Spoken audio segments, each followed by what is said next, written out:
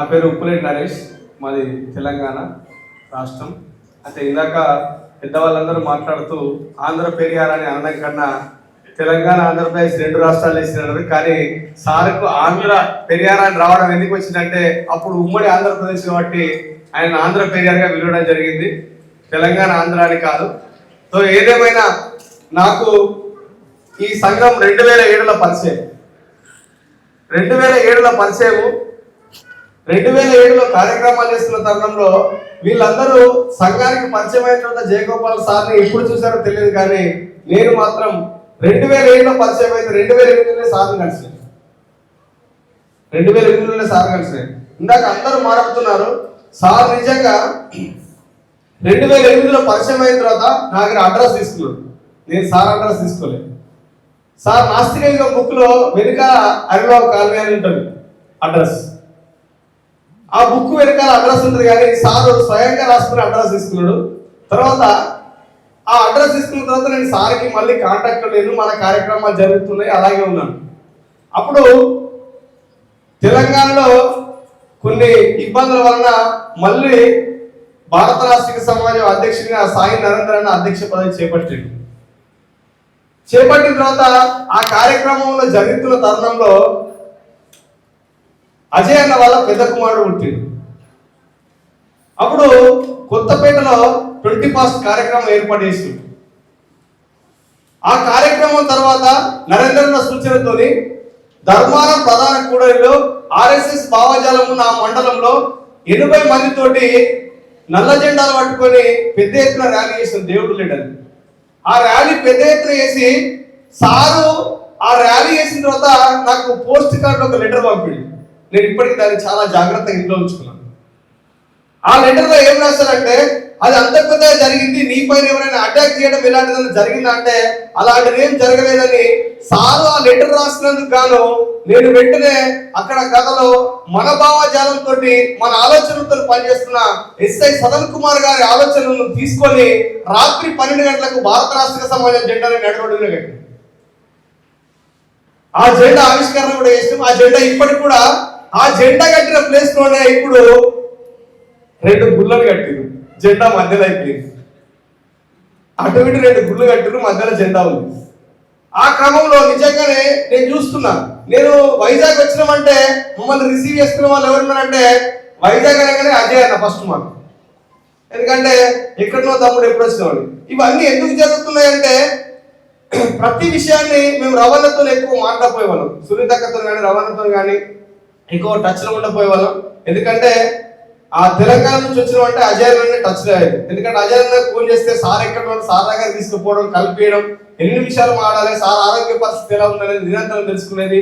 Sir బాగా మారింది నాకు చాలా గుర్తు. ఇందాక నరేంద్ర నాకు గుర్తు చేసేది.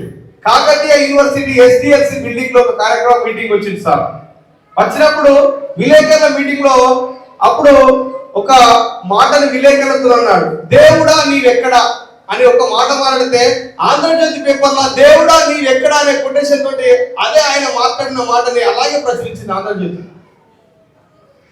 అలాగే 2019లో ఎప్పుడైతే కరోనా వచ్చిందో నిజంగా చెప్పాలంటే జయగోపాల్ గారి కుటుంబం నిజంగా తెలుగు రాష్ట్రంలో కాదు ఈ దేశంలో జయగోపాల్ గారు ఒక గొప్ప మానవతావాది, ఒక గొప్ప స్ఫూర్తిదాయకమైన వ్యక్తి. నిజంగా అలాంటి వ్యక్తిని భారత రాష్ట్రీయ సమాజం కోల్పోవడం ఈ తెలుగు రాష్ట్రంలో తీరని లోటుగా నేను భావిస్తున్నాను. అదే క్రమంలో ఇప్పుడు ఇందాక మాట్లాడారు, వాళ్ళ కుటుంబంలో చిన్నతనంలోనే తల్లిదండ్రులకు దూరంగా ఉండి జీవితాన్ని త్యాగం చేయడం కోసం ప్రజల బాట పట్టిన ఆయనకు ఒక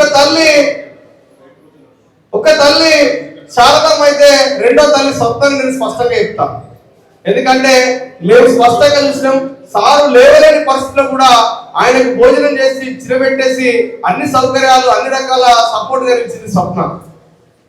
నిజంగానే శారదమ్మ ఎప్పుడైతే కరోనాకి చచ్చిపోయారో ఆ క్రమంలో నేను సార్తో ఒక సందర్భంలో మాట్లాడితే, సార్ ఈ కరోనా చచ్చిపోతుందంటే నిజంగా దేవుడు ఉంటే ప్రపంచంలో ఒక చిన్న సూక్ష్మజీవి ఈ ప్రపంచాన్ని మొత్తం గడగడ వణికించి గుళ్ళు గోపురాలను మొత్తం క్లోజ్ చేసి మసీదులను చర్చిలను బంద్ చేస్తా ఉంటే మరి ఈ దేవుళ్ళు ఎక్కడున్నారని ప్రశ్నించిన గొంతు అయినది.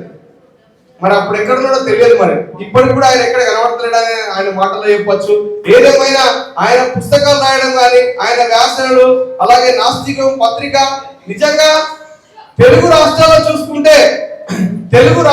చూసుకుంటే ఆంధ్రప్రదేశ్ లో కన్నా తెలంగాణలో జయగోపాల్ గారిని అభిమానించే వాళ్ళు ఎక్కువ మంది తెలంగాణ రాష్ట్రంలోనే ఉంటారు నాకు తెలిసి.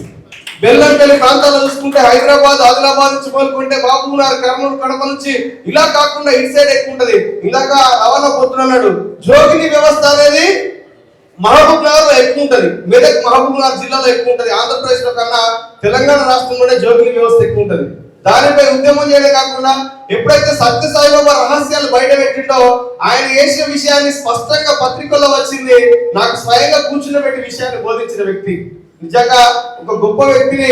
భారత నాస్తిక సమాజం ఒక సంఘాన్ని స్థాపించి ఒక వ్యవస్థని ముందుకు నడిపించడం కోసం ఆ స్ఫూర్తిని మనం లింపి రేపటి భవిష్యత్ తరానికి ఒక బంగారు బాటలు వేసి మమ్మల్ని చైతన్యవంతులు చేసి ఈ సమాజంలోకి వదిలిపెట్టిన ఒక గొప్ప వ్యక్తి డాక్టర్ జయగోపాల్ గారు. అలాంటి గొప్ప వ్యక్తికి మొన్న పెరియార్ అవార్డు ఇవ్వడాన్ని చెన్నైలో కార్యక్రమం జరిగితే పోతే నాకు ఎంత సంతోషం అనిపించిందంటే, అక్కడ వీరమణి గారు మాట్లాడుతూ, మిగతా వాళ్ళు మాట్లాడుతూ ఆయన జీవిత సత్యాల్ని, ఆయన ఇబ్బందులు పడ్డ పరిస్థితులు చెప్తా ఉంటే కళ్ళకు నీళ్ళు వచ్చినాయి. కానీ ఏడవడం మన సంస్కృతి కాదు. ఒక వ్యక్తి చచ్చిపోయిందని భయపడడం కాకుండా సంఘం ఎలా బలపడాలి, అలాగే సమాజాన్ని ఎలా జాగ్రత్త చేయాలని ఒక గొప్ప ఆశయాలు పెట్టుకోవడం మనం అందరం అవసరమని సందర్భంగా కోరుకుంటున్నా. ఏదేమైనా సార్ వర్ధంతి, మొదటి వర్ధంతి జరుపుకుంటున్నాం. ఎంతమంది ఉన్నా లేకున్నా సంఘ నిర్మాణంలో మనమందరం భాగం వహించుకొని రేపటి భవిష్యత్ తరంలో ఏదైతే హిందూ రాజ్యం రావాలని వీళ్ళు కోరుకుంటున్నారో, ఆర్ఎస్ఎస్, బీజేపీ మతోన్మాద శక్తులు ఉన్నాయో ఆ శక్తులను అడ్డుకట్ట వేయడం కోసం కానీ, ఆ శక్తులు చేస్తున్న కుట్రల్ని మనం తిప్పికొట్టాల్సిన అవసరాన్ని ఆ రోజే జయగోపాల్ గారు బోధించడం జరిగింది. తప్పకుండా ఆయన రాసిన పుస్తకాలు చదవడంతో పాటు ఇందాక నరేంద్ర ఉన్నట్టు నాస్తిక యుగం పత్రిక నడిపిస్తా అన్నారు. అలాగే సిబి గారి కుమారుడు కూడా ఆ పత్రికకు సహాయకాలు అందిస్తా అన్నది కూడా నేను ఈ సందర్భంగా వారికి కృతజ్ఞతలు తెలుపుతున్నా. మళ్ళీ తప్పకుండా నాస్తిక యుగం పత్రిక నడుస్తుంది. అలాగే జయగోపాల్ గారు కోరుకున్న ఆ గొప్ప ఆలోచనని మేమందరం కూడా నెరవేర్చి ఆయనకు ఫాలోవర్స్ గా ఉంటాం. ఫ్యాన్స్ అంటే కేవలం క్లాప్స్ కొట్టి అభినందించి వెళ్ళిపోతారు. ఫాలోవర్స్ అంటే ఆయన జీవిత ఆశయాల్ని భుజాన వేసుకుని నడిపించే వాళ్ళే ఫాలోవర్స్. ఆ ఫాలోవర్స్ మేము అందరం మేము అనుకుంటున్నాను. ఏదేమైనా ఈ చక్కటి కుటుంబాన్ని, జయగోపాల్ గారి కుటుంబంలో ఉన్న ప్రతి ఒక్కరు ప్రేమానురాగాలు పంచుతారు. మేము తెలంగాణ నుంచి రాగానే ఒక్క పూట టిఫిన్ ఎక్కడ చేసినా వాళ్ళ ఇంట్లో ఉన్నదో లేదో మాకు తెలియదు, కానీ తప్పకుండా 10 మంది మీద 15 మంది మీద భోజనం పెట్టకుండా మాత్రం అస్సలే వదిలిపెట్టరు. ఎంత కష్టపడ్డా కూడా కడుపు నింపి మమ్మల్ని సాగదని ట్రైన్ ఎక్కిస్తారు. నిజంగా అది మాత్రం జీవితంలో మర్చిపోలేము. ఆ సంఘం బలోపేతానికి, మీ కుటుంబంలో జరుగుతున్న కష్టాలకి కానీ ఎంతో కొంత మేము అండగా ఉండి సారు ఆశయాలు నెరవేర్చడం కోసం తప్పకుండా కృషి చేస్తామని ఈ వర్ధంతి సభకు ఇచ్చేసిన మీ అందరికీ ప్రత్యేకంగా సామాజికంగా మరొకసారి ఉద్యమాభివందనాలు తెలియజేస్తూ నాకు ఈ అవకాశం ఇచ్చినందుకు ధన్యవాదాలు, కృతజ్ఞతలు. Long live Jayagopal.